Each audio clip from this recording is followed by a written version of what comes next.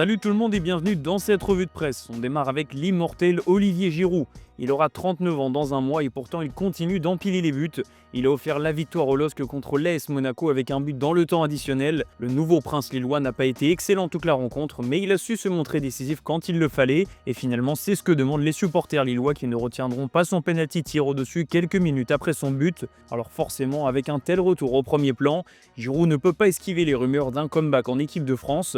L'ancien buteur de l'AC Milan a tenu à clarifier la situation au micro de Ligue 1+.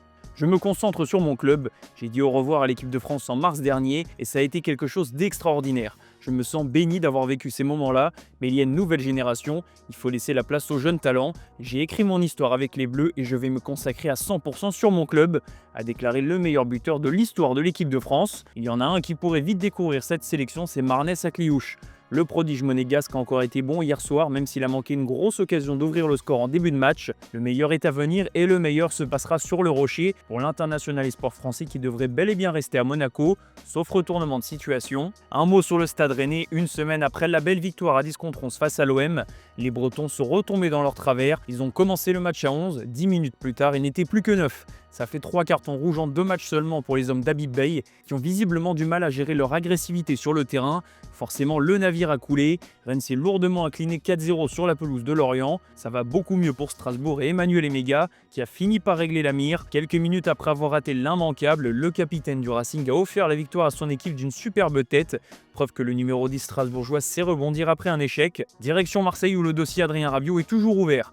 Même si une réintégration semble difficile, l'histoire n'est pas terminée puisque Rabiot n'est pas pressé de partir. Il ne serait pas malheureux d'être toujours olympien dans 8 jours après la clôture du mercato. Le problème dans ce dossier plus que compliqué, c'est que la direction marseillaise a pris une décision forte et il est difficile de revenir en arrière. Encore plus vu les déclarations très offensives de Véronique Rabiot qui n'a épargné absolument personne. En parallèle de ce feuilleton Rabiot, l'OM peut savourer la très belle entrée de Bilal Nadir samedi dernier. L'international marocain a annoncé en zone mixte qu'il devrait très sûrement être à Marseille cette saison et cette entrée lui a donné du crédit avec 2 passes décisives. Il aura forcément un rôle à jouer vu le nombre de matchs. Même chose pour le jeune Robinho Vaz qui continue de marquer des points. Un nouveau penalty provoqué et son premier but en professionnel. L'attaquant de 18 ans n'a pas raté ses débuts au Vélodrome cette saison. Et l'OM n'a pas fini son mercato. Selon les informations de Fabrizio Romano, Marseille tenterait de faire venir Dani Ceballos, le milieu du Real Madrid. Un dossier compliqué mais l'OM essaye de boucler sa venue en prêt avec option d'achat.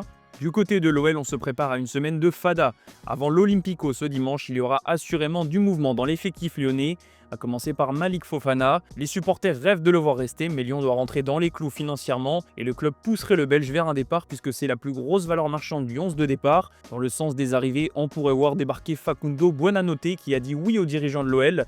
Maintenant, il faut que Lyon arrive à convaincre Brighton qui préférait voir son joueur rester en Angleterre. Avenir remis en question aussi pour N'Golo Kanté. Selon nos informations, Al Ittihad a ouvert la porte à un départ de l'international français. Il a été proposé à plusieurs clubs de l'élite, dont l'AS Monaco et le Paris FC. En Arabie Saoudite, son nom a également été suggéré au club d'Al Qadsiya, l'ancienne équipe de Pierre-Emerick Aubameyang. Et on finit cette page française avec le PSG. Le Parisien évoque aujourd'hui la collaboration délicate entre Ilya Zabarny et Matvei Safonov en raison de leur nationalité, à savoir ukrainienne et russe. Le PSG a prévu d'être très vigilant sur ce dossier, notamment en termes de communication, en évitant de les afficher ensemble. Direction l'Espagne où Kylian Mbappé a encore fait parler son sens du but hier soir. L'attaquant du Real Madrid a inscrit un doublé pour permettre aux siens de s'imposer 3-0 sur la pelouse du Real Oviedo. Vinicius Junior a marqué le 3e but. En mode killer, ça fait 3 réalisations en 2 journées seulement pour l'ancien parisien qui démarre cette 2e saison espagnole de la meilleure des manières.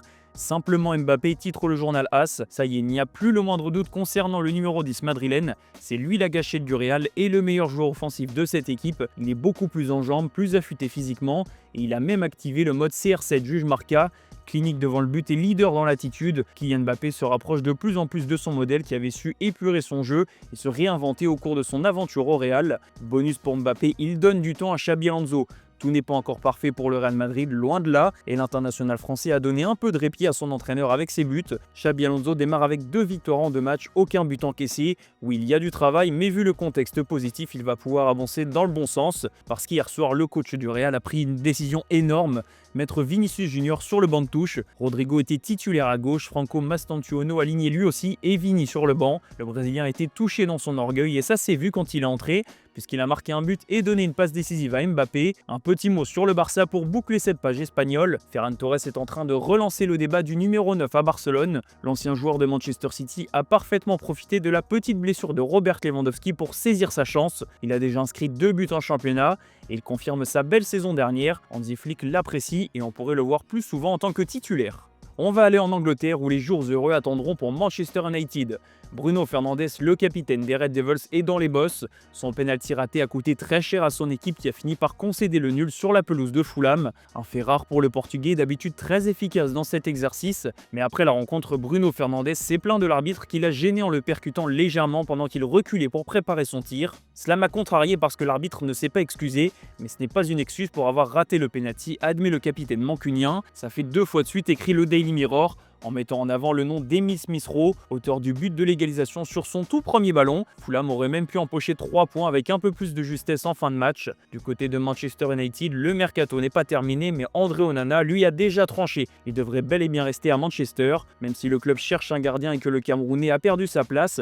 Il entend bien rester chez les Red Devils. Benjamin Sesko lui a un peu de mal pour ses débuts, mais Ruben Amorim estime que le buteur slovène a besoin de plus de temps. De l'autre côté de la ville, Ryan Cherki a subi le contre-coup de sa première réussite la semaine dernière. Il a été dans le dur contre Tottenham et justement ça pourrait pousser Pep Guardiola à l'utiliser en tant que remplaçant cette semaine. Pas d'inquiétude pour Cherki, ça fait partie de sa progression.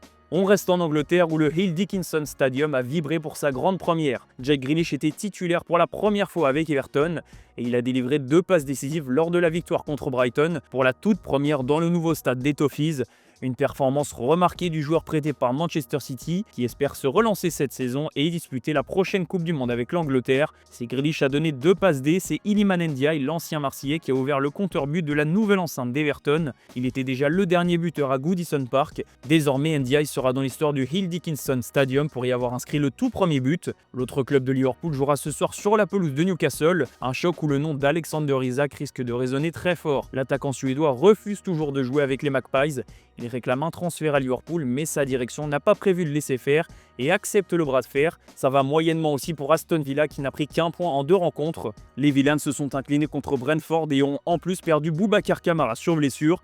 Décidément, le début de saison est compliqué pour le quart de finaliste de la dernière Ligue des Champions. Direction l'Italie pour clôturer cette revue de presse, c'était le soir des attaquants hier pour la Juventus. La vieille dame s'est imposée 2-0 pour son entrée en lice en Serie A contre Parme, grâce à des buts de ses buteurs Jonathan David et Dusan Vlahovic. Des débuts parfaits pour la Juve qui entend bien être à la lutte pour le Scudetto cette saison, après un exercice compliqué qui avait démarré sous la houlette de Thiago Motta.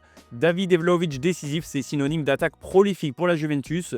Même si le Serbe est annoncé sur le départ depuis des semaines, il continue de jouer avec Igor Tudor et même en étant remplaçant, il sait se montrer décisif quand on fait appel à lui. C'est beaucoup moins le cas de Santiago Jiménez, le buteur de l'AC Milan. L'ancien joueur de Feyenoord est arrivé l'hiver dernier pour 40 millions d'euros avec l'étiquette d'un joueur efficace. Pour le moment, le Milan l'attend toujours, il n'a inscrit que 6 buts depuis son arrivée et ce n'est pas pour rien que les Rossoneri sont toujours en quête d'un nouveau buteur. Santiago Jiménez ne convainc pas et ça sent le flop du côté de Milan. Voilà, c'est la fin de cette revue de presse les amis, merci de l'avoir suivi. On se donne rendez-vous en fin d'après-midi pour le JT Foot Mercato.